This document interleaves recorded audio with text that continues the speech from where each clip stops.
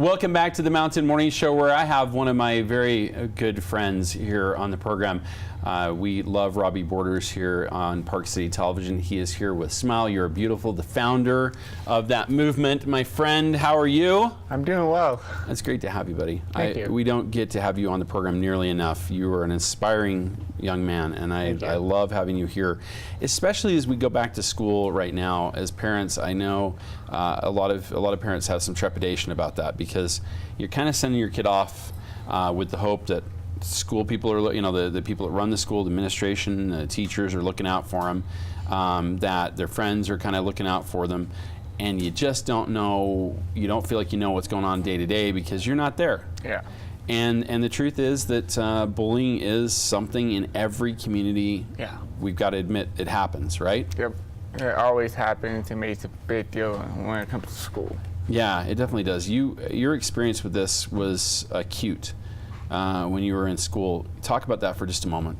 So because of my disability, I was bullied a lot, and so usually that made a whole difference because of my hearing aids, my speech impediment, so it's a lot more difficult to be able to handle all that with all the kids pressing you, pushing you around.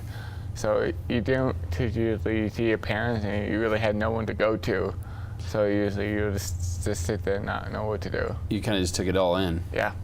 What was the difference? What was the thing that helped you still go to school every day? Get up and get out of bed and go when you knew that somebody was probably going to be mean to you.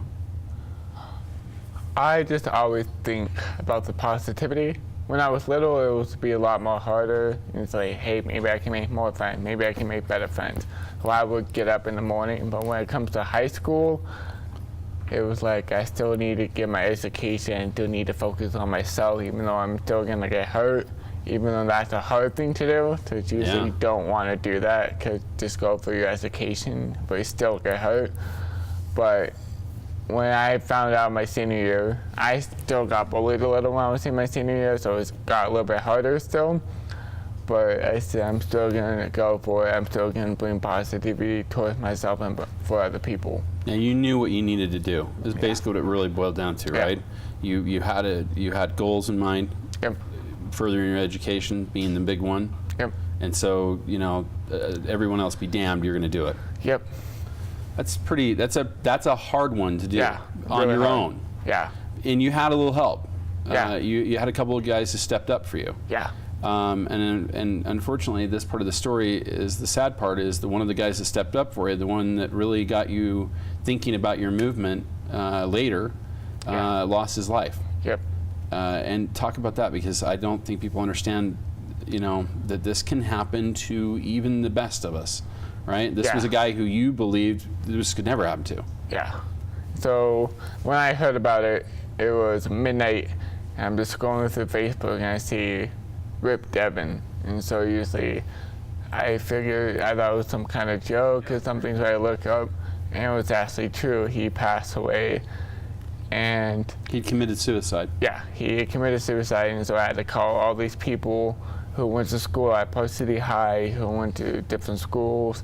I had to tell them, like, Devin passed away, and then the next day, you have 40 kids just crying in classrooms. I'm just sitting there, still crying, not knowing what to do.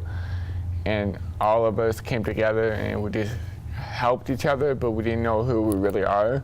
So it was good, but it was still so difficult to see other people crying. Yeah, so it pulled you guys together, but that's a crappy way to do it. Yeah. I mean, there isn't a worse way. Yeah. Talk about the last few years. Since then, you started this movement. We saw you originally at Sundance with your signs. It was just out here on the corner, Smile, You're Beautiful. And people were responding to you, and you started to realize that you could do something with that. Yeah. So I started during Sundance, and it was a big movement. People just saying, like, oh, it's winter, this guy's kind of crazy. Yeah, stand up there in the freezing cold. Yeah. It was a cold year that year. Yeah, it was really cold, and so it got more colder, and I was like, I'm still going to do it. I leave school 12 o'clock in the afternoon, go right out, and I realized I did it until my senior year. On my last day, I finally held it, and I was like, this is what I want to do. I'm changing so many people's lives as I got more viral, I started to help a lot more people, and that made me feel more proud. And so it made me step up and change my whole goals, what I want to gain. You've been out on speaking engagements all over the country. You have been in classrooms among young people. You've had individual opportunities to help. You've had these opportunities of just being out there with the banner, so to speak. What has been the most special part of that for you? Going to classrooms and going to schools, because I flew 2 weeks before Christmas. There's been 6 suicides in Grand Junction, Colorado. It's the highest suicide rates in the U.S. 6? Yeah. Grand Junction's a tough place. It's not easy. There's not much around there. There's not much happening there. Yeah. And that seems to lend itself to people who are kind of a little unhappy. Yeah, and so 6 suicides in 3 days, which was not good. We had 3 parents, 3 kids. And so when I said I'll fly over there, like, no worries, I spoke in 3 classrooms in 3 different schools, and I hold my sign when it was like 14 degrees outside. And a lot of kids are saying thank you as they walk by for lunch, leaving class, or doing something of their own. They're saying thank you. Police officers saying thank you. You were making an impact, and you knew that. Yeah. You knew that. And this is something I want to kind of get back to the nitty-gritty of this. The part as a parent you concern yourself with.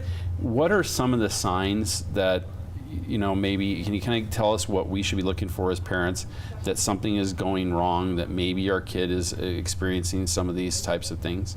What are some of the things you did as sort of a call for help? Usually, to be honest, I don't want parents to get full into this, because usually it's good to have them know the signs.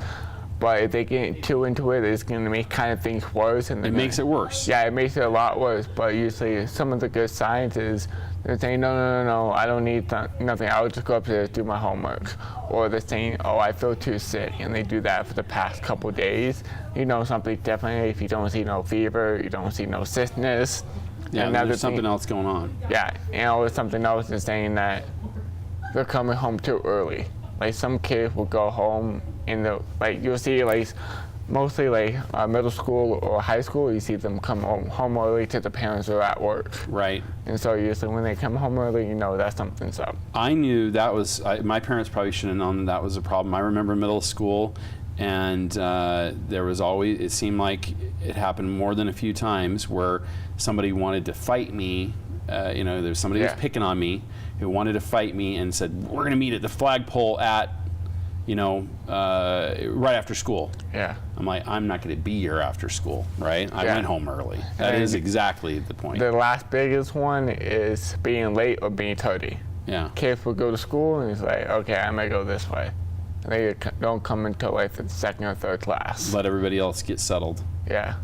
These are things that, as a parent you might notice, and as you mentioned, Robby, it's not always, a parent can't always step in this, because if they do, then suddenly that just amps it up a little bit. Yeah, it amps it a lot more, and then maybe they start thinking like, oh, my parents are going to bother me more when I do this, and it'll be a lot faster way to just commit suicide. And so usually having parents not know a little is okay, but it's always good to know those signs so they can go to schools my kid's having a problem with all these, and I want to figure out what's going on, keep an eye on them. Yeah, that's probably the best thing, is just to ask somebody to kind of keep an eye out.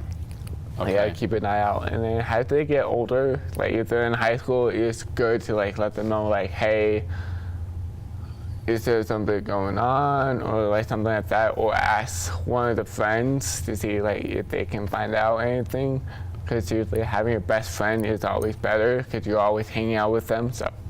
Yeah, the buddy system seems to be the real important thing that a lot of us forget about, right? Yeah. When it comes to our kids in school. Yeah. Make sure they've got a buddy. Yeah. Somebody that they can count on to be there, and that's also sometimes the person that's going to tell you that there's something going on. Yeah. These are important things for sure.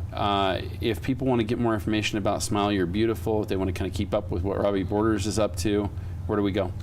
You guys can go to smilefordevin.com. Yep. or you can always just call me at my personal cell if anyone needs me, which is 435-300-0168. That they can always call me personally. I'll post it everywhere. So yeah, just have random caller calling me and say, hey, just tell me wrong. Not unusual for you to get that call. So I'm always used to it, so it's good. Finally, you've got a couple of things coming up that are pretty exciting. Tell me about what's coming up for you. So I created a foundation with one of my partners named Allie, and we're gonna focus on the whole thing with my side and her side of athletes, so we can know that when kids are doing 3 sports, working in college, and want to get the perfect grade just for college, the mental state rises up so much more, and the parents don't know. The parents like, keep doing it. The parent thinks they're doing great because they're doing all these activities. They're heavily involved in school, when the truth is maybe they're under so much pressure they can't manage. They can't handle it. And so usually that raises up so much more, just for high school. But when it comes to like middle school, it gets closer because you're getting ready to play sports. And then we have a new logo, which is pretty cool. And then we're just gonna start building up. And then our main event that we're trying to do is the BYU versus youth game that's coming up in September, and which is a day before Suicide Awareness Day. So we're gonna try to see if we can get connection, do a minute of silence or a couple minutes, so it's just a lot of people know who passed away to suicide, know someone who has someone pass away. And so usually it's a good thing to have that. And a minute of silence is usually not been recognized a lot. So it's a really big thing that we want to focus on. Well, I wish you, as always, continued success in the work you're doing, because, look, at the end of the day, folks, suicide is something that can happen anywhere, anytime, and certainly we know that bullying does. And we need to all step up. The big, maybe last thing to say is this: as a parent, take the time to make sure that your kid isn't the one being the bully, because oftentimes the one who has also been bullied, and that that sort of rolls downhill, as they say. So take a moment, ask some hard questions, make sure that your kids are safe and they feel comfortable, and make sure that they're making other kids feel like they belong as well. So much more to come here on the Mountain Morning Show, but our thanks to Robby Borders, and Smile, you are beautiful, and the work that he continues to do. We'll be right back.